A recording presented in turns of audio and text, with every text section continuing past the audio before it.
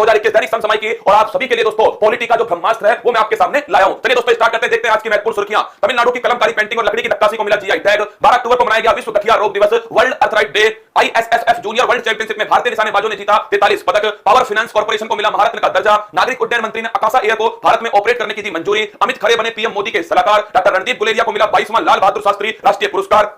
Ireland की Amy Hunter ने मिताली राज का 22 साल पुराना तोड़ा रिकॉर्ड। मणिपुर के मुख्यमंत्री ने लोगों की शिकायत के समाधान के लिए सीएम द हैसी अभियान की शुरुआत की। प्रधानमंत्री नरेंद्र मोदी ने अफगानिस्तान पर G20 असाधारण नेताओं के शिखर सम्मेलन में लिया भाग। हरियाणा में सरकारी कर्मचारियों के राजनीति चुनाव में भाग लेने पर लगाया प्रतिबंध। इसी के साथ में आज का मोटिवेशनल कोट, मां तेरे पसीने की हर बूंद को मोती चमकाऊंगा, सपने बड़े देखना, पूरा करके तेरा सिर से नहीं दिखलाएगा। सुनिए दोस्तों, क्या सफलता पाएगा वो जो निर्भर है गैरों पर। क्या सफलता पाएगा जो निर्भर है गैरों पर। मंजिल तो उनके कदमों में है, चलता है जो खुद के पैरों पर। क्या सफलता पाएगा जो निर्भर है पड़ोसी के ऊपर। उसकी बात को सुनके जिसने मेहनत करना छोड़ दिया, उसकी बात को सुनके जिसने ये सोच लिया कि मैं कुछ नहीं कर सकता, वो क्या सफलता पाएगा। मंजिल तो उनके कदमों में है जो चलता है खुद के पैरों पर, जो खुद मेहनत करता है, जो किसी और के कहने पर नहीं खुद के मेहनत के दम पर आगे बढ़ता है, जो मां बाप के सपनों के लिए आगे बढ़ता है, जो पसीना बहाता है, जो जुनून हौसला पागलपन से आगे बढ़ता है, जिसकी रगों में खून नहीं जुनून दौड़ता है, वही दोस्तों मंजिल को फोड़कर आता है। जिसने पसीना बहाया वो मैदान जीतकर ले गया। माना कि ये YouTube है दोस्तों फ्री का मंच है, लेकिन जिसने इसका उपयोग किया है वही दोस्तों अंत में सफलता को पाएगा। फिर कह रहा हूं आप सभी से, ना संघर्ष ना तकलीफ, रखा मजा है जीने में, बड़े बड़े तूफान थम जाते हैं जब तुम्हारे सीने में लगी हो आग। बिल्कुल मेरे साथ में दानिश, सुरजीत, तुलसी, वीरेंद्र, कमलेश सभी का स्वागत है। आज का पहला प्रश्न आपके सामने, हाल ही में किस देश की एमी हंटर वनडे क्रिकेट में शतक लगाने वाली सबसे कम उम्र की खिलाड़ी बन गई है। तो नोट करना दोस्तों, ये बड़ा महत्वपूर्ण प्रश्न है भविष्य के एग्जाम के लिए। एमी हंटर, पहली बात तो अगर आपसे पूछो ये जो एमी हंटर है दोस्तों ये किस देश की है। ये देश है आयरलैंड। कौन सा देश है? आयरलैंड। इन्होंने दोस्तों क्या किया है, ये 16 वर्ष की, कितने वर्ष की है? 16 वर्ष की। और इन्होंने दोस्तों क्या किया, 121 रन बनाए। किसके खिलाफ? जिम्बाब्वे के खिलाफ। ये भी ध्यान रखना किसके खिलाफ बनाए हैं, तो नोट करना दोस्तों, जिम्बाब्वे के खिलाफ बनाए। कितने रन बनाए? 121 है। मतलब दोस्तों शतक लगाने वाली ये सबसे युवा, क्या शतक लगाने वाली दोस्तों, शतक लगाने वाली सबसे युवा क्या बन चुकी है? सबसे युवा महिला खिलाड़ी बन चुकी है। आप पूछोगे सर इससे पहले कौन था, तो इससे पहले दोस्तों हमारी भारत की मिताली राज थी। कौन थी? इससे पहले दोस्तों भारत की मिताली राज थी और इनका रिकॉर्ड था 1999। कब दोस्तों? 1999 का रिकॉर्ड है इनका। उस रिकॉर्ड को किसने तोड़ा है? एमी हंट ने। मतलब दोस्तों मैं यहां पर लिख सकता हूं कि एमी हंट ने 22 साल पुराना, क्या 22 साल पुराना रिकॉर्ड दोस्तों तोड़ दिया। क्या 22 साल पुराना रिकॉर्ड किसने तोड़ा है? एमी हंट ने। किसका रिकॉर्ड तोड़ा? मिताली राज का तोड़ा। कहां की रहने वाली दोस्तों? आयरलैंड की। और किसके खिलाफ बनाए? जिम्बाब्वे के खिलाफ बनाए हैं। तो अगर आपसे पूछे ये कहां की रहने वाली है,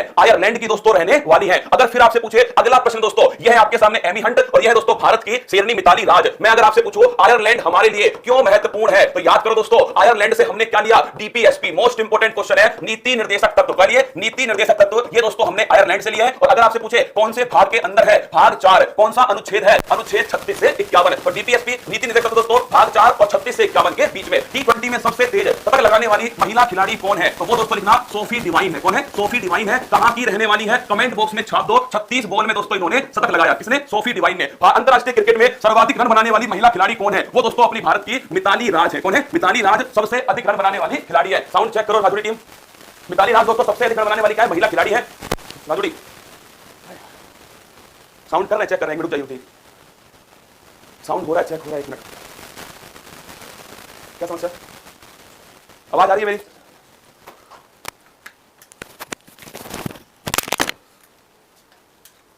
अब चेक कीजिए, आवाज आ रही है? चेक कीजिए एक बार, खरखर हो रहा है। अब चेक कीजिए एक बार, आवाज आ रही है क्या? शिक्षा भाषा से का दूध जितना पिएगा उतना दहाड़ेगा। बताइए आवाज आ रही है नहीं आ रही है?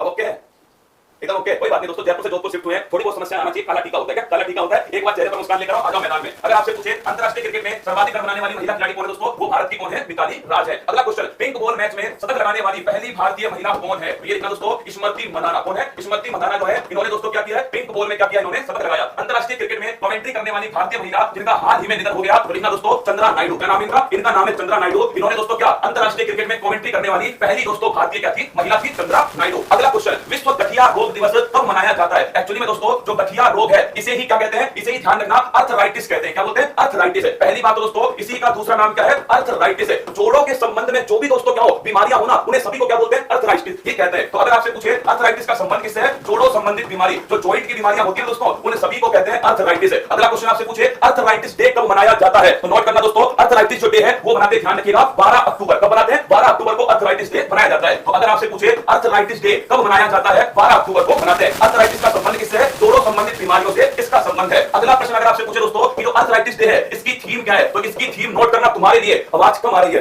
क्या चक्कर है? चेक करने रुक जाओ, आवाज कम।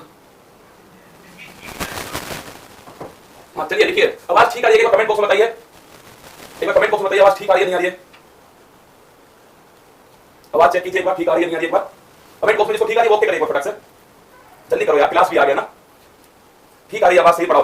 कुछ लोग हैं मतलब, ठीक है लिखिएगा। इसकी जो थीम है वो क्या है? Don't delay. क्या है? Don't delay, don't delay. अगर आपसे पूछे इसकी थीम क्या है दोस्तों, तो डोंट डिले कनेक्ट टुडे। क्या थीम है इसकी? Don't delay connect today. क्या दोस्तों? डोंट डिले कनेक्ट टुडे जो है वो ध्यान रखना।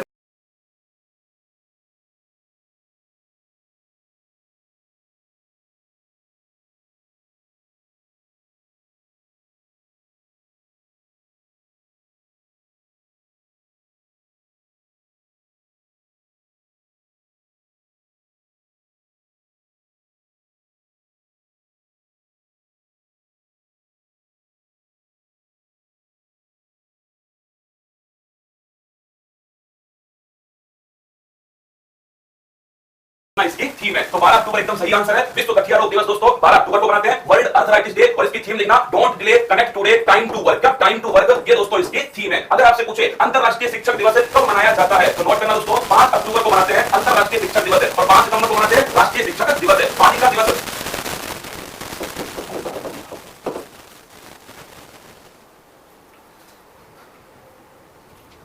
रुकिए एक मिनट रुकिए।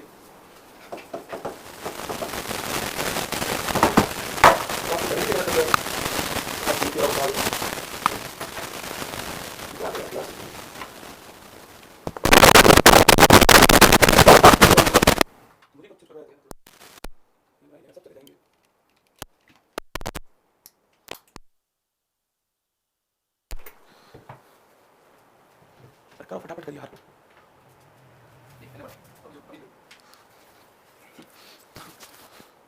कर यार कमलेश। अब चेक कीजिए एक बार आवाज, आवाज एक बार फिर चेक कीजिए। लास्ट बार चेक कीजिए, लास्ट बार, ठीक है। एक बार फिर चेक कीजिए आवाज को, एक बार चेक कीजिए फटाफट से।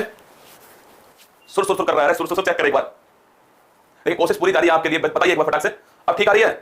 मंजिल ने हौसलों से कहा तेरे बस की बात नहीं। हौसलों ने मंजिल की आंखों में आंखें डाल के बोला चल झुट्टी तेरी इतनी औकात नहीं। अब चुपचाप गोली की तरह पढ़ना। देखो अगर पूछे आपसे अंतरराष्ट्रीय बालिका दिवस कब मनाते हैं दोस्तों, ये मनाते हैं 11 अक्टूबर को। कब मनाते हैं? 11 अक्टूबर। और 24 जनवरी को दोस्तों लिखना राष्ट्रीय बालिका दिवस। कौन सा है? राष्ट्रीय बालिका दिवस 24 जनवरी को। अंतरराष्ट्रीय बालिका दिवस दोस्तों 11 अक्टूबर को। विश्व खाद्य दिवस कब बनाया जाता है तो नोट करना दोस्तों, 16 अक्टूबर को मनाते हैं विश्व खाद्य दिवस। और कमेंट बॉक्स में बताओ क्यों बनाते हैं 16 अक्टूबर को विश्व खाद्य दिवस। संयुक्त राष्ट्र दिवस कब बनाते हैं दोस्तों, 24 अक्टूबर को बनाते हैं संयुक्त राष्ट्र दिवस। और विश्व मृदा दिवस कब बनाते हैं? 5 दिसंबर को बनाते हैं विश्व मृदा दिवस। अगर मैं आपसे पूछूं दोस्तों कि 16 अक्टूबर को क्यों मनाते हैं तो ध्यान रखना, क्योंकि दोस्तों FAO इसकी जो स्थापना है 16 अक्टूबर 1945 को होती है। और दोस्तों रोम इटली में इसका मुख्यालय स्थित है। रोम इटली में मुख्यालय है। 16 अक्टूबर 1945 को इसकी स्थापना होती है। तो नोट करना 16 अक्टूबर। अगला क्वेश्चन मोस्ट इंपोर्टेंट प्रश्न है, अच्छे से नोट कीजिएगा। 2021 ISSF junior world championship rifle pistol shotgun की पदक तालिका में शीर्ष स्थान पर किस देश ने हासिल किया है? पहली बात तो दोस्तों अगर आपसे पूछे ISF जूनियर वर्ल्ड चैंपियनशिप कहां हो रही है तो ध्यान रखिएगा ये चैंपियनशिप दोस्तों कहां पर हो रही है? लीमा के अंदर। कहां है दोस्तों? लीमा। और लीमा किसकी राजधानी है? लीमा दोस्तों पेरू की राजधानी है। अगर आपसे पूछे ये दोस्तों कहां पर हो रही है? लीमा के अंदर। और लीमा दोस्तों किसकी राजधानी है? पेरू की राजधानी। इसमें अगर आपसे पूछे पहली रैंक पर कौन सा देश है तो लिखना दोस्तों इंडिया इसमें पहली रैंक पर है। 43 पदक जीतकर। कितने? 43 पदक जीतकर दोस्तों इंडिया पहली रैंक पर है। और सबसे कमाल की बात है कि यहां पर एक खिलाड़ी है जिसका नाम मनु भाकर। क्या नाम है? मनु भाकर। इन्होंने दोस्तों 4 गोल्ड और 1 ब्रॉन्ज मेडल जीता। क्या? 4 गोल्ड 1 ब्रॉन्ज, मतलब दोस्तों टोटल मेडल कितने हुए? 5 पदक। और ये 5 पदक जीतने वाली पहली भारतीय खिलाड़ी है। मोस्ट इंपोर्टेंट पॉइंट है, छाप के रखिएगा दोस्तों कि अगर आपसे पूछे जूनियर वर्ल्ड चैंपियनशिप शूटिंग की, किसकी शूटिंग की कहां पर हो रही है तो ध्यान रखिएगा लीमा पेरू में हो रही है। इंडिया दोस्तों पहली रैंक पर है 43 पदक के साथ में। मनु भाकर ध्यान रखिएगा 5 पदक जीतने वाली पहली भारतीय खिलाड़ी कौन है? वो है दोस्तों मनु भाकर। तो अगर आपसे पूछे पदक तालिका में पहले स्थान पर कौन है, ध्यान रखिएगा पदक तालिका में पहले स्थान पर दोस्तों भारत है। कौन है? भारत पदक तालिका में पहले स्थान पर। अगर आपसे पूछे पैरा ओलंपिक में स्वर्ण जीतने वाली एकमात्र महिला खिलाड़ी कौन है तो लिखना दोस्तों अवनी लखेरा जो है ये एकमात्र महिला खिलाड़ी है जिन्होंने क्या जीता है? पैरा ओलंपिक में दोस्तों गोल्ड मेडल जीता है। किस खेल के अंदर? 10 मीटर एयर पिस्टल। ध्यान रखिएगा इस सवाल को, 10 मीटर एयर पिस्टल में गोल्ड मेडल जीता। अभिनव बिंद्रा ने कौन से ओलंपिक में स्वर्ण पदक जीता है? 2008 के दोस्तों बीजिंग ओलंपिक में। किसमें? 2008 का बीजिंग ओलंपिक है। इसमें दोस्तों अभिनव बिंद्रा ने शूटिंग के अंदर क्या जीता है? शूटिंग में ध्यान रखना गोल्ड मेडल जीता है। अगला क्वेश्चन राही सरनोबत का संबंध किस खेल से है तो ये भी ध्यान रखना शूटिंग से है राही सरनोबत। और एक और नाम लिख लीजिए यशस्विनी जायसवाल। ये नाम सीधे पेपर में पूछ रहा है दोस्तों, इनका संबंध भी किससे है? शूटिंग से। तो अगर आपसे पूछे राही सरनोबत का संबंध किस खेल से है,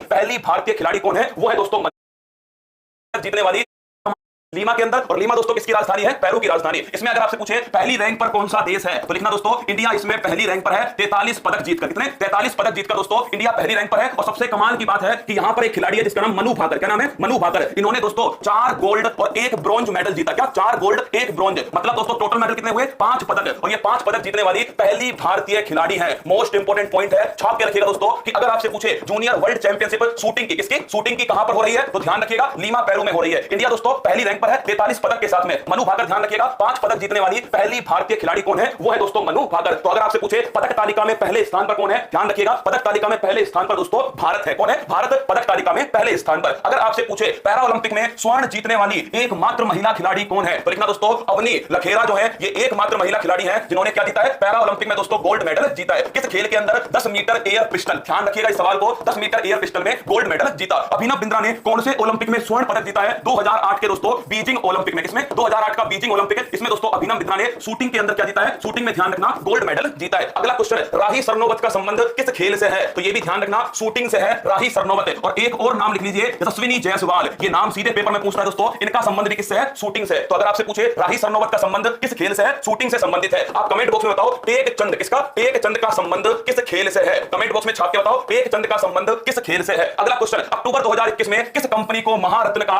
दर्जा दिया गया? ये भविष्य में किसी ना किसी एग्जाम में सीधा क्वेश्चन छपेगा कि वर्तमान में भारत के अंदर क्या, वर्तमान में भारत में कितनी महारत्न कंपनियां हैं? तो नोट करना 11 महारत्न कंपनी। कितनी दोस्तों? 11 महारत्न कंपनी है वर्तमान में भारत के अंदर। और अगर आपसे पूछे 11वीं कौन सी है, तो नोट करना दोस्तों 11वीं महारत्न कंपनी है पावर फाइनेंस कॉर्पोरेशन। कौन सी है? Power finance corporation. दोस्तों ये 11वीं, ध्यान रखना ये 11वीं दोस्तों क्या है? महारत्न कंपनी है। अगर मैं आपसे पूछूं पावर फाइनेंस, फिर कह रहा हूं पावर फाइनेंस कॉर्पोरेशन इसका नाम है। और अगर पूछे काम क्या करेगी? इलेक्ट्रिसिटी के सेक्टर में इंफ्रास्ट्रक्चर के डेवलपमेंट में पैसा देने का काम करेगी। तो दोस्तों लिखना इसका काम है वित्त पोषण। क्या काम है? वित्त पोषण। और किस क्षेत्र में करेगी दोस्तों? इलेक्ट्रिसिटी के क्षेत्र में, बिजली उत्पादन के क्षेत्र में वित्त पोषण का काम करेगी पावर फाइनेंस कॉर्पोरेशन। अगर आपसे पूछे इसकी स्थापना कब होती है? 1986 में। और दिल्ली में दोस्तों क्या इसका मुख्यालय स्थित है। तो ध्यान रखना भारत की 11वीं महारत्न कंपनी कौन सी है? पावर फाइनेंस कॉर्पोरेशन जो है ये भारत की दोस्तों 11वीं महारत्न कंपनी है। और ध्यान रखिएगा भारत में टोटल महारत्न कंपनी कितनी है? 11 महारत्न कंपनी है। आपके दिमाग में क्वेश्चन आएगा कि महारत्न कंपनी कौन सी है जिसका पिछले 3 वर्षों में, क्या जिसका पिछले 3 वर्षों में दोस्तों जो आपके व्यवसाय है 25,000 करोड़ से अधिक रहा है? इसको भी नोट कर लेना। अगर पूछे महारत्न होती क्या दोस्तों? पिछले 3 वर्षों में, क्या पिछले 3 वर्षों में जिसका व्यवसाय दोस्तों 25,000 करोड़ रुपए से अधिक रहा है, वो दोस्तों क्या होती है? महारत्न कंपनी होती है। तो ये दोस्तों लिखना, ये भारत की स्क्रीनशॉट लो फटाक से, ये भारत की 11 महारत्न कंपनी है। भारत हैवी इलेक्ट्रिक लिमिटेड भेल कहते हैं, Bharat petroleum corporation limited, coal India limited, GAIL, Hindustan petroleum corporation limited, Indian oil corporation limited, Rashtriya Tap Vidyut Nigam NTPC, oil and natural gas limited, steel authority of India SAIL, power grid corporation. मैं यही समझा रहा हूं आपको, power grid corporation तो कौन सी दोस्तों? 10वीं है। और पावर फाइनेंस कॉर्पोरेशन कौन सी है? ये 11वीं है। इसमें कंफ्यूज मत होना, पावर ग्रिड 10वीं है, पावर फाइनेंस दोस्तों कौन सी है? 11वीं है। ये सबके सब दोस्तों क्या है? 11 महारत्न कंपनियां हैं। अगर आपसे पूछे हाल ही में किस राज्य ने पावर सेक्टर में साइबर सिक्योरिटी पर बल दिया, और ये भारत का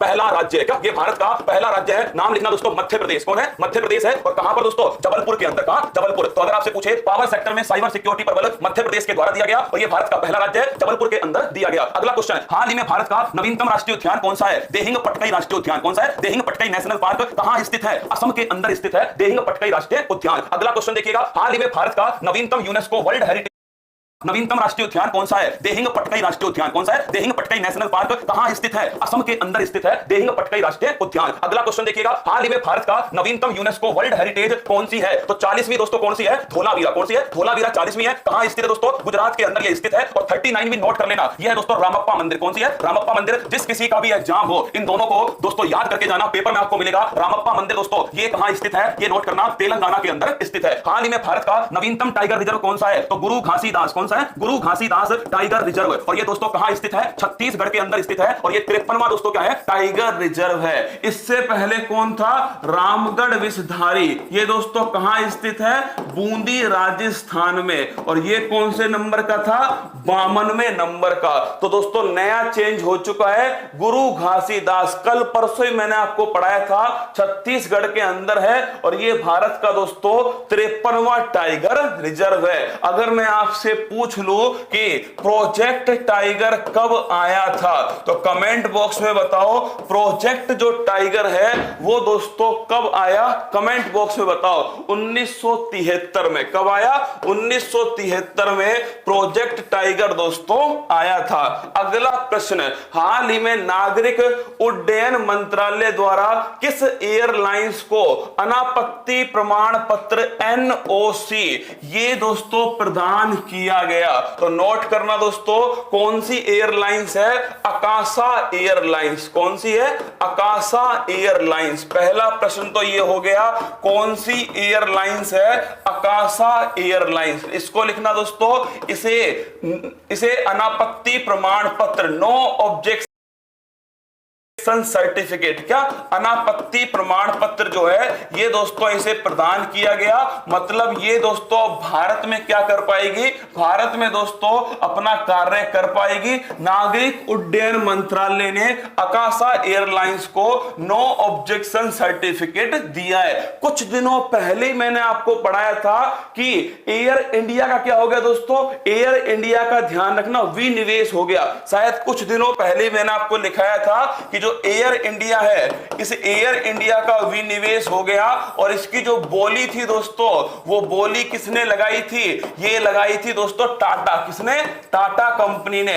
तो ऐसी स्थिति में दोस्तों कोई नई एयरलाइंस अगर भारत में आ रही है, मतलब दोस्तों ये हमारे लिए क्या है? अच्छी बात है। इस आकाशा एयरलाइंस की पहली बात तो यह है कि इसे स्थापित किसने किया है? तो नोट करना दोस्तों, ये जो आकाशा एयरलाइंस है इसे स्थापित करने वाले हैं राकेश झुनझुनवाला। कौन है? अरे नाम देखो कितना बढ़िया नाम है दोस्तों, राकेश झुनझुनवाला। कौन? राकेश झुनझुनवाला। ये दोस्तों इसके संस्थापक हैं। और अगर आपसे पूछे कि दोस्तों इस एयरलाइंस की सबसे बड़ी बात क्या है, तो दोस्तों लिखना कम लागत पर सुविधा उपलब्ध कराना। क्या? कम लागत पर सुविधा उपलब्ध कराना, ये इस एयरलाइंस की सबसे खास बात है। तो आकाशा एयरलाइंस को दोस्तों एनओसी मिल चुका है, मतलब ये भारत में काम कर सकती है। राकेश झुनझुनवाला ने दोस्तों इसे स्थापित किया था। कम लागत पर सुविधा उपलब्ध कराना, ये दोस्तों इसका सबसे बड़ा काम है। एयर इंडिया की दोस्तों टाटा के पास चली गई है, इसका विनिवेश हो चुका है। तो ऑप्शन नंबर सी एकदम करेक्ट आंसर है, आकाशा एयरलाइंस। क्या है? आकाशा एयरलाइंस। अगर आपसे पूछे ये राकेश झुनझुनवाला दोस्तों और ये कौन सी एयरलाइंस है? आकाशा एयरलाइंस। कम लागत पर काम करना, ये इसकी सबसे बड़ा काम है। और नागरिक उड्डयन मंत्री कौन है दोस्तों? वो है ज्योतिरादित्य सिंधिया। कौन है?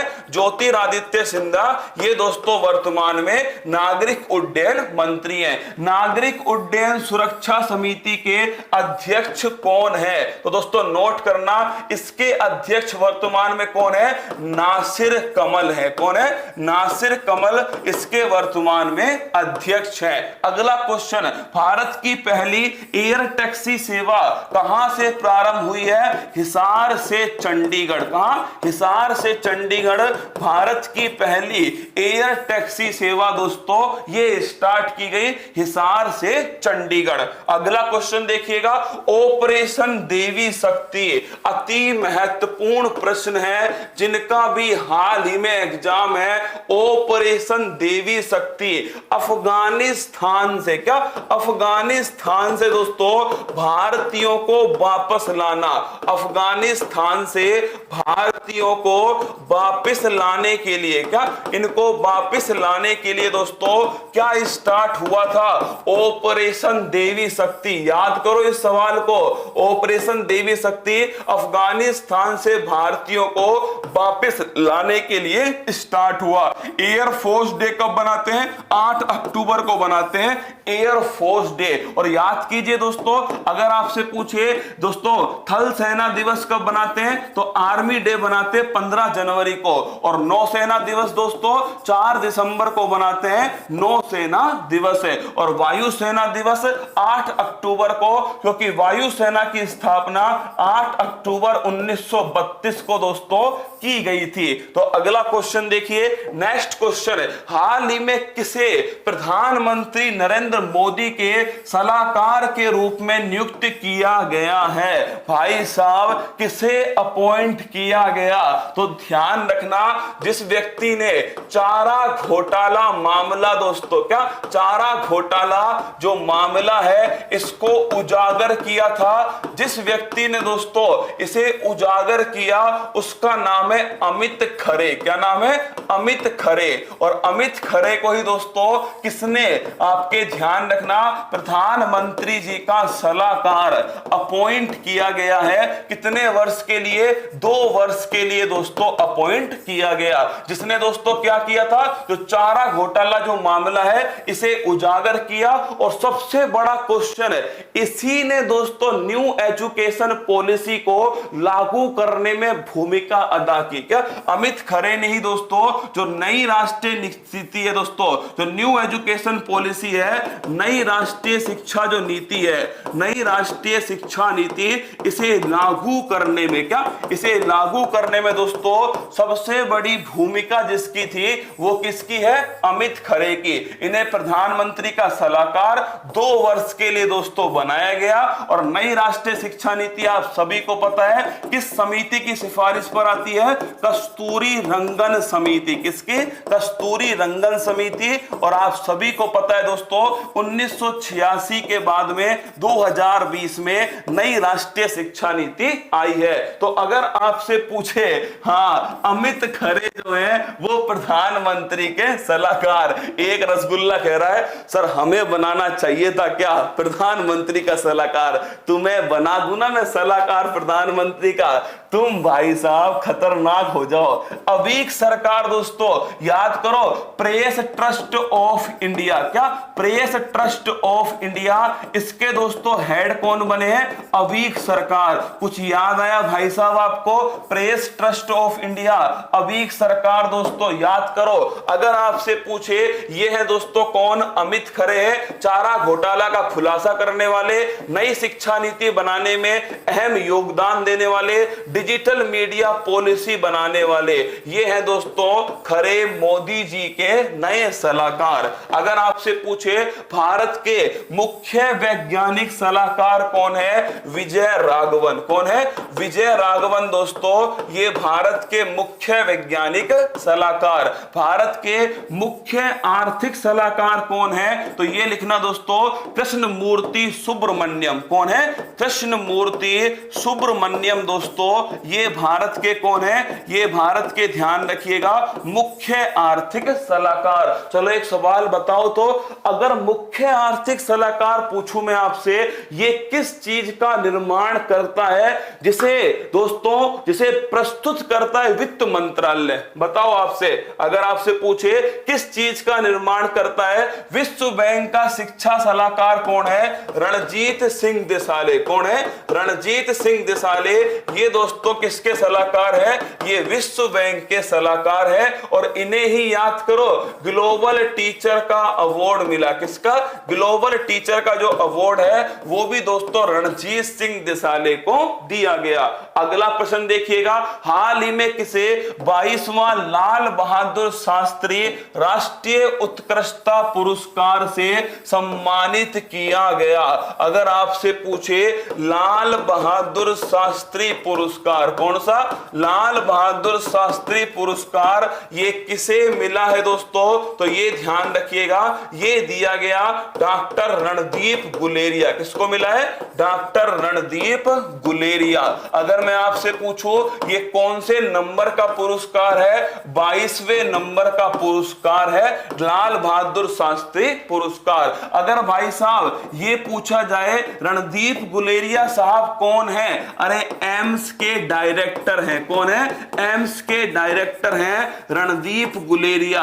इन्हें दोस्तों कोविड-19 के दौरान, क्या कोविड-19 के दौरान इनके योगदान के लिए दोस्तों ये पुरस्कार दिया गया। कितनी राशि मिलेगी? 5 लाख रुपया दोस्तों इसमें राशि मिलने वाली है। तो आप केवल इतना ध्यान रखना, लाल बहादुर शास्त्री अवार्ड